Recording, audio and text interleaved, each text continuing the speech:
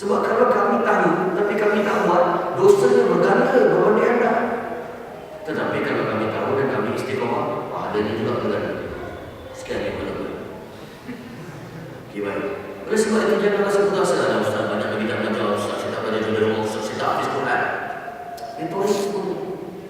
Kita berada di takaran yang sama.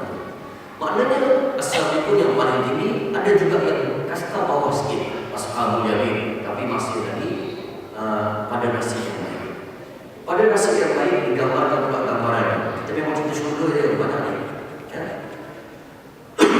Gambarnya tidak juga kurang hebat seperti mana as-sabiqun, tapi gambarannya turun sedikit. Dimulakan pada ayat yang ke-40. Ayat yang ke-40 sehingga ayat yang ke-27 sehingga ayat yang ke-40. 27 40 balik ni tadabbur balik. Saya baca terjemahannya. Dan golongan kanan, ini ashabul yamin, golongan kanan. Daripada hadis ini dan juga menunjukkan, daripada ayat ini dan juga menunjukkan bahawa orang yang kanan ini orang yang bagus. Sebab bila orang kata, ini orang kanan saya, ini orang putih, orang yang bagus. Dan dalam ayat yang lain, Quran ada menyebut orang yang menerima tangan amalan dia daripada tangan kanan pada hari kiamat, ialah golongannya dianggap sebagai ashabul yamin dan nasibnya cerah dalam ke syurga. Itu sebab dia kata ashabul yamin. Okay, baik. Dan golongan kanan ini, hadis yang lain menyebut kanan itu sendiri fatayam mana dalam hadis yang lain mastata'tu, berkanan-kananlah kamu sedaya mungkin kamu. Nak masuk ke buat baik langkah kanan, dan nak ambil tangan kanan, nak makan tangan kanan, semua adalah kanan. Alangkah bahagianya golongan kanan itu disebut berada di antara pohon bidara yang tidak berduri dan semacam pohon pisang yang bersusun-susun, dan air yang tercurah-curah daripada atas yang tidak putus-putus, buah-buahan yang banyak yang tidak berhenti buahnya dan tidak terlarang untuk mengambilnya, dan kasur-kasur yang tebal dan empuk, maknanya kilat-kilat. Okey, pertama digambarkan tentang buah. Bila semua buah daripada pohon-pohon ini yang tidak putus-putus, digambarkan pisang, gambarkan anggur yang begitu banyak melambangkan kemewahan. Kita tengok bila raja-raja yang bersemayam dekat dia punya astaka ataupun dia punya bagaimana? Astaka apa? Singgahsana lah. Singgahsana tu. Kalau rancangan dulu-dulu tu, kan, sambil-sambil dia lepak tu, petik anggur. Ada pula apple, ada pula nanas. Itu lambang kemewahan. Dan memang buah pun kita tengok ada benda sentiasa mahal. Sebab orang tak sanggup beli buah banyak-banyak. Ini pula pelbagai buah. Ada pisang, ada anggur, ada semualah. Kemudian dalam hadis yang lain dalam Sahih tafsir Ibnu Katsir, dia punya rasa tu sampai 70 rasa berbeza-beza pada satu buah. Satu buah dipetik, dikecap, sedap. 2 kali, mantap. 3 kali, betul-betul dia. 4 kali, 5 kali, perisa sentiasa lain. Walaupun kecapan yang sama, sehingga boleh jadi 70 perisa pada buah yang satu. Buah ada kat tepi buah tu. Beruntunglah. Inilah gambarannya. Dah banyak, mewah, tidak putus dan tidak terlarang langsung untuk mengambil. Ini adalah dunia ini berlaku. Oleh sebab itu digambarkan pula tentang apa tadi, kasur-kasur atau tilam-tilam yang tebal lagi empuk. Tadi as-sabiqun digambarkan katil yang emas dan permata, tetapi ini digambarkan tilamlah ashabul yamin. Tilam itu empuk, kira bodoh tu kalah. Kan Greenland pun jauh sana, dia punya empuk tu lain macam. Dan tidak terlarang yang empuk. Sesungguhnya kami menciptakan mereka. Dia ciptakan juga bidadari, tapi dia tak fokus pada mata dia. Tapi bidadari ini diciptakan inna ansya'ahunna insya. Kalau dilahirkan, mungkin dia ada darah, mungkin dia ada tahi, mungkin dia membesar. Tapi bidadari ini standardnya semua diciptakan, jadi lurus. Itu sebab hebatnya bidadari-bidadari dan pasangan-pasangan hidup dari sini. Dan kami jadikan mereka, kami ciptakan untuk golongan kanan besar daripada orang terdahulu dan segolongan besar pula daripada golongan yang kemudian. Hadis ini sudah ayat ini sudah tujuan awal, wasallallahu min al-akhir, seorang menegaskan balik as-sabiqun as-sabiqun ini umat Nabi Muhammad pun boleh dapat, ashabul yamin pun boleh dapat juga, sama rata. Cuma bayangkan dia tentang nikmat di dalam surga tu dikurang sikit. Kalau tadi as-sabiqun as-sabiqun dia punya kemewahan, tapi kali ini dia punya bidadari, dia tak sebut gaya mata dia, dan dia tidak sebut pula dia punya struktur katil, tapi hanya tidak menunjukkan adanya peringkat syurga itu sendiri. Itulah juga manusia, zalika fadlullah yu'tihi man yasha. Kita ni berbeza-beza. So berbeza kita untuk dapat kebahagiaan itu di pandang yang sama rata. Contoh macam ni. Satu ketika zahab ahli dusur bil wujud. Dekat Madinah ada orang-orang yang kaya. Orang-orang yang kaya ni kaya di kalangan sahabat Nabi. 7 daripada 10 sahabat yang masuk syurga tanpa hisab 10, 7 daripada kaya tu. So jangan pandang kaya ni adalah benda yang hina. Sebab ramai yang kata kaya punca kejahatan. Betul-betul. Banyak yang kata kaya punca kejahatan. Banyak duit punca kejahatan. Mana pula? Korang cakap kaya punca kejahatan tu sebab banyak tengok drama. Banyak tengok cerita drama dan filem. Semua orang kaya, semua orang berada, semua tunjuk watak yang jahat. Ya tak? Kalau katakan banyak duit punca kejahatan, duit tu toya je muka dia. Kau dah pernah tengok duit tu pegang pedang, kan? Sihir orang, tumbuk orang, hasut orang, ada? Duit tu toya je macam tu. Tapi yang jahat adalah tuan harta dan tuan duit. Dia duit ni adalah alat untuk taat kepada Allah dan alat untuk mengingkari Allah. Alat macam teknologi boleh kata untuk sebarkan Facebook, sebarkan benda-benda yang baik dan sharing benda yang baik, tapi boleh juga untuk tengok benda-benda yang lucah. So adakah salah alat tersebut? Tak. Siapa yang salah? Tuan kepada alat. Oleh sebab itu, cerita apa tadi asalnya? Bila orang Madinah tadi dia kaya, dia banyak bagi sedekah. Orang miskin pun komen kepada Nabi. Wahai Nabi, kami ni orang miskin, ahli dusur ni dia kaya. Dalam kaya, dia banyak bersedekah pula, banyak pahala dia. Kami ni miskin, nak duit, nak sedekah tak ada. Jadi macam mana dah kami nak menghadapi golongan ini? Nabi pun ajarlah satu zikir yang boleh menandingi kekayaan itu, iaitu subhanallah 33 kali, alhamdulillah 33 kali, alhamdulillah 33 kali. Bagus dibaca selepas solat. Tiba-tiba dia pun beramal pecah rahsia kepada ahli ad-dusur tadi yang kaya. Orang yang kaya itu pun beramal juga semua. Dalam masa yang sama bersedekah juga. Orang yang miskin tadi jumpa Nabi kali kedua, ya Rasulullah, kami dah amalkan dah. Tiba-tiba pecah rahsia kepada orang kaya. Orang kaya itu pun buat macam kami buat. Apa Nabi jawab? Zalika fadlullah yu'tihi man yasha. Itulah kelebihan yang Allah berikan kepada siapa yang mereka kehendaki.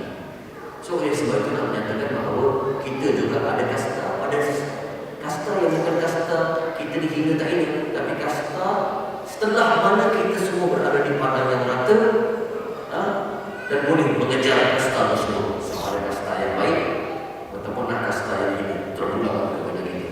Ya, sebab akidah Ahlussunnah wal Jamaah, al-insan mukhayyar wa musayyar. Di samping Allah telah tetapkan qada dan qadar dia juga ada pilihan untuk memilih perkara-perkara yang baik atau boleh untuk memilih perkara-perkara yang jahat. Okey. Itulah cerita dari orang Ashabul Yamin. Dia punya balasan sedikit-sedikit. Tetapi kalau tuan-tuan perasan, cerita surah Al-Waqi'ah ini sedikit trailer tentang hari kiamat, banyak cerita tentang kenikmatan syurga. Kalau buka Rasam Osmani itu, cerita tentang syurga satu muka surat 6,5. Cerita tentang kiamat syurga. Selebihnya cerita tentang kesimpulan dan cerita tentang Quran. Apa yang kita boleh belajar? Allah nak mengajar kepada kita secara tidak langsung bahawa pintu-pintu kebaikan ini dan rahmat Allah mengatasi murka. Dia pun boleh murka. Memang Allah Jabarut, Mutakabbir, memang maha penyiksa, maha jahat, maha kuat dia punya azab, dia punya seksa. Tetapi rahim Allah, rahmat Allah sangat besar dan ada kalanya mengatasi kemurkaannya kepada hamba-hamba. Itu sebab dia sentiasa dalam Al-Quran menceritakan perkara yang baik, balasan yang baik ini lebih banyak daripada ancaman. Begitulah juga dengan kehidupan kita. Fastabiqul khairat, Allah sebut, berlumba-lumbalah buat pintu kebaikan. Kebaikan ini banyak pintu. Ada orang dia boleh sembahyang sunat yang banyak, tapi dia susah berpuasa. Sembahyang itu. Tapi ada orang yang boleh puasa sunat yang banyak, tapi sembahyang qiyamul punya banyak. Ada orang dua-dua banyak, tapi sedekah nombor satu. Ada orang sedekah banyak juga, tapi dia ni buat kerja kebajikan, tolong orang, memang dia yang nombor satu. Ada orang dia kebajikan, bayar juga, tapi bab zikir, kalau sehari 5,000 selama bagi dia. Ada orang zikir dia tak boleh, tapi dia boleh istiqomah solat jemaah. Pintu tu sangat banyak. Jadi bila pintu sangat banyak, nak perli kita, manusia, banyak sangat pintu kebaikan untuk bertakaruf dan dekat pada aku, untuk masuk dari golongan yang pertama ataupun golongan kedua. Dalam kaum umat Nabi Muhammad, umat Nabi Muhammad ini walaupun pendek umurnya, tinggal dari cerita mula-mula, pendek umurnya tidak seperti umat Nabi Nuh, tapi diberikan kelebihan lipatan gandaan amalan. Walaupun standard umur kita 70-80 tahun, tapi lipatan gandaan amalan kita luar biasa. Hanya untuk umat Nabi Muhammad dibagi satu malam yang lebih baik daripada 1000 bulan. Malam apa? Lailatul Qadar. Dibagi satu balas 10 hingga boleh berganda hingga menjadi 700 kali ganda. Niat dah dapat pahala. Buat ganda 10. Buat jahat niat buat jahat tak tulis lagi, tapi buat jahat dapat satu kali. Sembahyang isyak berjemaah ke masjid surau, seorang mendirikan separuh malam ibadah kepada Allah. Sembahyang subuh berjemaah ke masjid surau, seorang seluruh malam ibadah kepada Allah. Semua lipatan gandaan amalan. Satu Quran yang kita baca 10 gandaan. Bismillahirrahmanirrahim. Berapa orang? Anggap dia lah. Ganda 10. Ini semua advantage yang dibagikan kepada kita untuk menyayangi umat terdahulu yang panjang-panjang umurnya dan hebat pula amalannya. Walaupun pintu kebaikan ini dan advantage diberi kepada kita, soalannya, sudahkah amalan kebaikan kita mengatasi amal kejahatan? Ataupun amal kejahatan masih mendominasi amalan kebaikan kita? Ini satu muhasabah dan desakan daripada Allah dalam banyak surah, bukan Waqiah saja, iaitu pintu kebaikan ini banyak. Apa lagi alasan buat anak insaf? Artis-artis pun dah banyak insaf. Niloufar bekas kekasih aku pun dah insaf. Curang. Liza ada Captain Lieutenant Adnan dan Aisyah dan Imani semua lagi. Tak cakap dah. Ni depan mata kau, ikon-ikon kau semua dah kembali kepada fitrah dan hijrah. Kau bila lagi? Alasan apa lagi yang kau bagi? Anak George W. Bush pun dah masuk Islam. Perdana Menteri Jepun pun masuk Islam. Kau update tak update? Kau update Twitter dia. Allah. Itulah gambaran Ashabul Kahfi golongan kedua. Tapi kali ini digambarkan pula tentang pokok sedikit. Pokok-pokok dalam syurga ini, selain daripada buahnya yang 70 perisa, tak ada larangan mengambil mewah. Ada setengah riwayat pula satu pokok dinamakan tuba.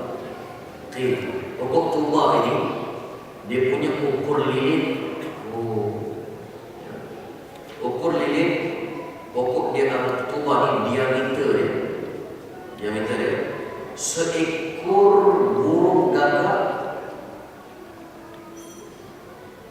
mengelilingi burung gagak. Burung gagak ni keliling pokok tuba tu selama sebulan. Tak habis pusing ni. Kau bayangkan besar tak besar pokok ni. Sebulan burung, bukan unta, terbang burung gagak tu sebulan tak habis lagi lilit pokok tuba. Kemudian dikatakan banyak cabang. Cabang sini strawberry dalam pokok dan akar yang satu. Cabang sini nenas, cabang sini pisang, cabang sini mango, cabang sini lagi strawberry cecah coklat. Rasa pula sentiasa sedap. Kemudian dia punya gambaran Ashabul Yamin juga punya pokok-pokok ini punya besar, sehinggalah dia punya rimbun dan bayang-bayang. Kalau berjalan 100 tahun masih lagi tak habis lagi bayang-bayang pokok untuk dihabiskan. Bayangkan betapa besar pokok-pokok tersebut. Itu sebab nama bagi taman adalah jannah. Selain daripada syurga adalah jannah, menunjukkan bahawa tempat yang tenang, yang menginspirasikan syurga, dia biasanya balik kepada fitrah. Dia mesti ada sungai, kan? Ada pokok-pokok yang rindang, buah yang begitu banyak. Itu gambaran. Dan memang tuan-tuan dan puan-puan, bila kita nak rasa ketenangan luar biasa, kehebatan tempat-tempat yang menarik adalah tempat-tempat yang kembali kepada fitrah. Dia orang jalan bercuti nak pergi ke KL, dia nak pergi ke KL, dia nak shopping dia. Tapi untuk menikmati keindahan, dia akan pergi tempat-tempat yang sedemikian rupa yang mempunyai tumbuhan-tumbuhan hijau. Kali ini diterangkan pula tentang Ashabus Shimal. Sikitlah sebab nak habiskan satu surah. Tetapi Ashabus Shimal adalah golongan yang menerima amalannya daripada tangan kiri. Dimulakan ayatnya pada 41 hingga 56. Ayat 41 hingga 56. Ya, saya bacakan terjemahan sikit. Dan golongan kiri. Siapakah golongan kiri itu? Dalam saat angin yang amat panas dan air yang panas yang mendidih. Dia orang ni dalam angin panas, balasan dia. Dalam angin panas, air pula mendidih. Nak minum, nak rasa haus, memang haus, tapi nak minum air yang mendidih. Dan daungan asap yang hitam. Bayangkan, dan orang kata nak minum air mendidih, kan sentiasa panas pula. Lepas tu siap berasap lagi. Kalau asap putih boleh tahan, asap hitam pula. Allah. Bukan sahaja asap yang hitam. Semuanya mereka sebelum itu hidup. Ciri-ciri orang Ashabus Shimal, mereka selalu hidup bermewah-mewah. Tapi mewah-mewah yang hartanya dekat hati, bukan kat tangan. Kat tangan untuk bagi orang. Jadi kalau diletakkan kekayaan dia dan mewah-mewah dekat hati, dijadikan matlamat hidup. Ini berbeza. Dia ni jenis golongan yang bermewah-mewah di hatinya untuk menjadikan matlamat hidup, dan mereka terus-menerus mengerjakan dosa yang besar. Saudara dia tolong jangan mendekati dosa yang besar. Antara dosa besar adalah zina. Kita tengok statistik zina yang berlaku dekat universiti dan di luar sana sangat menyedihkan dan cukup menggerunkan. Sehingga hadis riwayat Bukhari kata akan sampai satu zaman. Dan saya rasa dah sampai ke zaman tu. Muncul dah sampai ke Malaysia. Tapi dah sampai ke sini. Orang yang paling baik di kalangan itu ketika itu adalah orang yang nampak orang berzina depan mata dia kat tepi-tepi jalan. Itu yang paling baik. Dia kata, excuse me, aku nak tumpang lalu, kau jauh dah sikit. Semua ada kat depan ni. Itu dia paling baik. Yang paling jahat, tumpang sekali. Ya. Dan ada tak benda. Dan kalau orang lagi berlaku dekat hidup ini. Dan orang ini adalah antara Ashabus Shimal. Mendekati zina dan kerja-kerja zina. Dan dia adalah satu dosa yang besar. Dan mereka selalu mengatakan, apakah apabila kami mati nanti kami benar-benar akan dibangkitkan kembali? Adakah kehidupan selepas kematian? Dia suka mencabar. Orang-orang jenis ini biasanya suka mencabar. Alah, kau pergi masjid, kau confirm kau syurga. Memang kami tak ada kata kami confirm syurga. Tapi kalau kami yang pergi masjid buat kerja baik ni pun tak confirm syurga. Kau yang tak buat benda baik tu, syurga dah sangat. Macam tu lah. Ya. Kemudian golongan yang dicakap bukan sahaja begitu. Apakah bapa-bapa kami yang terdahulu dibangkitkan pula? Dia cakap pula lagi. Dahlah dia tak percaya kita ni dibangkitkan. Dia kata bapa-bapa kami pun akan bangkit balik. Jumpa boleh ini moyang kami dulu. Mustahil. Ada. Walaupun dia tak cakap orang Islam pada mulut dia, tapi hati dia berkata-kata seorang begitu. Ya ke? Tak boleh bayang lah. Ya ke ada kiamat? Kebangkitan semula. Ini aku bangkit balik. Sebab orang sekarang ni materialisme. Katakanlah sesungguhnya orang-orang yang terdahulu dan orang-orang yang kemudian benar-benar akan dikumpulkan di waktu tertentu pada hari yang dikenal. Mereka semuanya akan dikumpulkan. Ya, kita semua akan dikumpulkan. Kemudian sesungguhnya kamu hai orang yang sesat dan yang mendustakan. Ciri golongan Ashabus Shimal adalah apa? Dia sesat. Bukan sekadar sesat, dia suka mendustakan. Alah, ya ke? Ya ke kena pakai tudung lampu? Ya ke kena tutup aurat? Ya ke kena buat macam ni? Alah, dah lihatlah aku muda lagi. Ini adalah orang yang bukan diri. Ini golongan ashab syiah. Dah lah suka mencabar, dah lah tak mau percaya hari kiamat. Alah, kiamat lambat lagi. Tetapi dia juga jenis apa? Dia juga jenis orang yang suka mendusta dan tidak percaya dan memperlekehkan benda-benda ghaibiyah, benda-benda yang Allah sebutkan secara lain. Dan mereka ini memakan pokok zakum. Kalau dia nak makan kat dalam neraka pun, dia makan ada satu pokok namanya pokok buah zakum. Digambarkan dalam hadis yang lain macam telur kambing jantan. Tentulah. Tapi dia punya bukan itu anggur dia yang besar, satu sebiji. Tak apalah. Tapi ini buah zakum ni digambarkan berduri. Bila makan sebab lapar dan haus makan air ini, lapar pula kena makan. Tak makan rasa tak lapar. Bila penuh dia berduri. Pokok zakum ni berduri. Nak masuk pun payah, nak keluar pun payah. Tapi itulah makanan bagi ashab muslimat dan golongan kiri. Ya. Sesudah itu kamu akan meminum air yang sangat panas, maka kamu minum seperti unta yang sangat haus minuman. Itulah hidangan untuk mereka pada hari pembalasan. Ketika itu kita gambarkan sedikit, gambarkan selain daripada minum air panas, maka syajaratul zakum asap begitu hitam, air yang mendidih, bau harum. Ketika itu kita gambarkan disebut dalam satu hadis, sesaan paling ringan ahli neraka. Sesaan paling ringan ahli neraka adalah umpama dipakaikan sepatu atau berkasutnya daripada neraka, dan ketika baru dipakaikan otak dah mendidih dan menggelegar, dan segala isi dan hati perutnya akan jatuh dan kubur ke hujung kakinya. Itu paling ringan. Qil dikatakan adalah Abu Talib. Ini riwayat yang tidak pasti lagi lah. Soalnya itu semua disebut dalam amanah yang disebut qila. Sesuatu yang disebut qila adalah satu sandaran dan ada kalanya tidak dapat ditentukan sumbernya sahih atau tidak sahih. Ambil ilmu. Okey ya. Sebab ada juga yang menambah di dalam riwayat Israiliyah bila Nabi nak pujuk Abu Talib supaya masuk Islam, supaya boleh masuk surga bersama, dia tak nak dan enggan dan senyap, dan Nabi cuba mengusahakan untuk menyambungkan alium seluruh tubuh badan.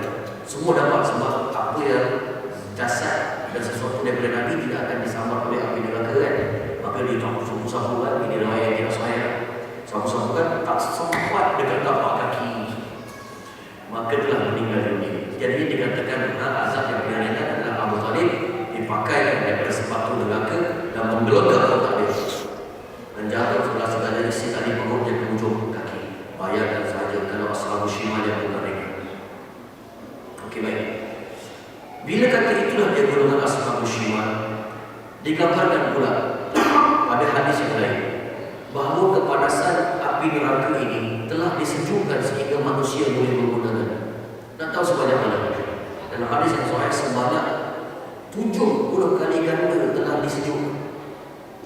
Maknanya api yang kat dunia yang paling panas